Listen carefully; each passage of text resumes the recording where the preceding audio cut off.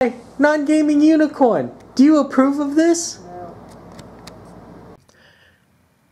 Thanks, non-gaming unicorn.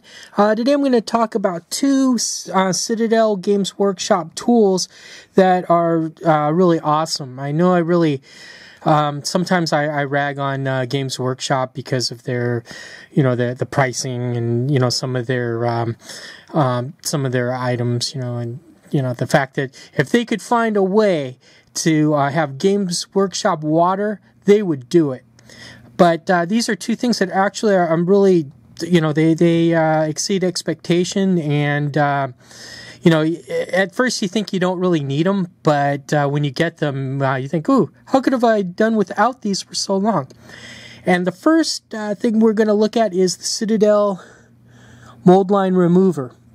And this is the original one. I'll talk about they kind of, like Games Workshop does, they always revamp it and kind of ruin a good thing, I guess.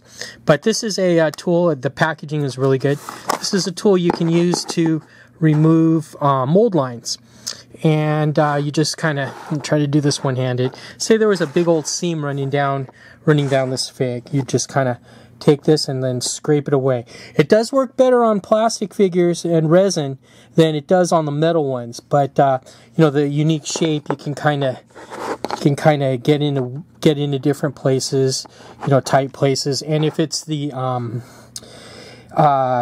if you were using an X-Acto knife, you'd maybe cut in a little too deeply, or cut your finger and bleed all over the figure, which is kind of good for corn models, but not necessarily for if you're doing an elf or something. And like I said, this is this tool is worth its weight in fine cast.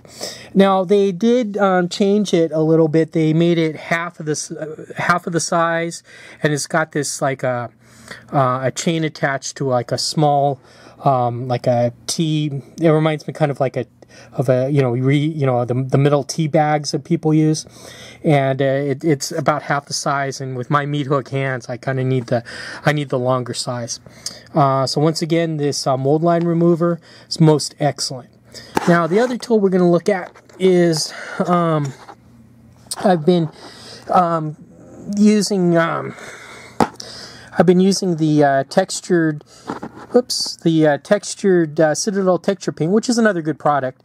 And I've been putting them on figures like Zombicide and like this Conan the Barbarian figure from the Mantic Conan game. And the plastic bases are a bit dull. They're just flat plastic. And I've been using this texture to add texture to the base, so it's not so it's not just a flat piece of plastic. And here's an example of one. I'm still in the middle of painting. Here's the Zombicide figure. And then what I did was I used a brush and just kind of brushed a little bit on. And when you have a brush, sometimes you can kind of see I spread this kind of over his feet, and I'm gonna have to like paint around that. And it messes up the brushes, and you have to use an old, I use an old crap brush to do that. And then sometimes I don't want to get real close to the feet with the brush. And sometimes you just want a little lighter texturing. But Citadel has a tool. Now it's the texture. It just says texture medium, and what this does is you can spread the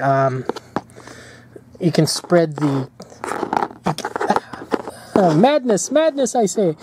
You can spread the texture paint around a little easier. And let me see what I mean. You can glop put a bunch either on the tool itself, and then kind of like spread it on, or you can put it on the base, and then you can use the tool to push it where you want. And there's two sizes to it. You have a wider spatula size, and then the other side is a little focus. It's a little smaller. And both of them are good. You know, you can kind of just get in little nooks and crannies. You just glop the texture paint, and then you push it around, you know, kind of where you want. You have a little more control. You can just push it right up to the edge of the foot, or you can you know, pull it away if you get a little bit on there. And let's look at the here's a Thread the Barbarian for Zombicide, and I just went to town. So you can imagine, let's look at this hyena base where you have a large base and it's just flat, and then, you know, you use the texture paint. And this one I used this Thread the Barbarian figure, I used the texture thing. So you can kind of see where I was able to make the whole base look textured without getting any on the feet. And we'll kind of spin it around and on the back here.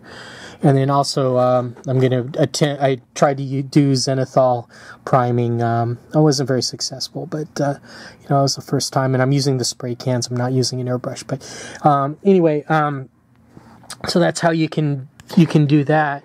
And another useful feature of this tool is that it's flexible. And even if you want to clean it off when you're finished using it, but even if you don't, or you take a while, and the you know, and the plastic or the texture paint kind of dries on it, you can kind of bend it, and it's really easy to clean.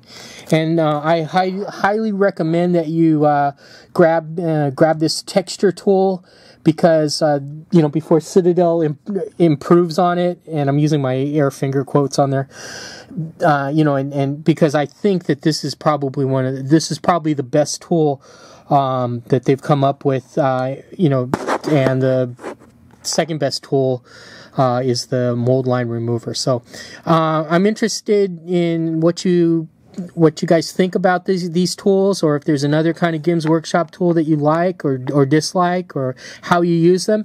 You know, put them in the comments below. Give me a hearty thumbs up if you like the video, and subscribe it. We're up to 36 subscribers. We're going to take over the world. And just, you know, subscribe.